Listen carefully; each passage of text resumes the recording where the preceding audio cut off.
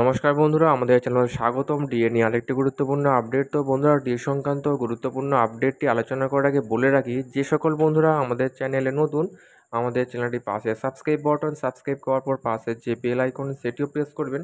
Latest video আপডেটগুলি সবার আগে পেয়ে যাবেন। তো বন্ধুরা, দেখে নেব সুপ্রিম কোর্টে এসএলপি সংক্রান্ত গুরুত্বপূর্ণ আপডেটটি। তার জন্য সংবাদ মঞ্চের পক্ষ থেকে আমরা আজ সকালে দিল্লিতে নেমেছি।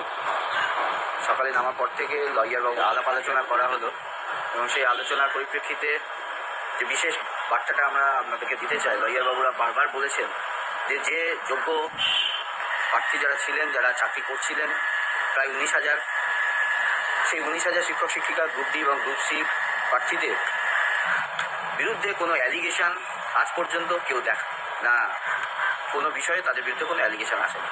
এটাই আমাদের মূল পয়েন্ট। এবং লয়ারবাবুরা ভীষণভাবে আশ্বস্ত করলেন বলা যেতে পারে। দুশ্চিন্তার কোনো কারণ নেই, কাজ একদম সঠিকভাবে চলছে এবং আশা করা যায় যে আগামী সপ্তাহে সোমবারের মধ্যে ফাইল হয়ে যাবে। আমরাও সেই আশা করছি, আমাদের পাশে রয়েছি যতটা। আর রিপ্যানেলের বিষয়ে আমি আরেকবার জিজ্ঞাসা করেছিলাম বিষয়টা, উকিলবাবু পুরোপুরি বলে দিলেন যে রিপ্যানেলের কোনো বিষয় এখানে নেই।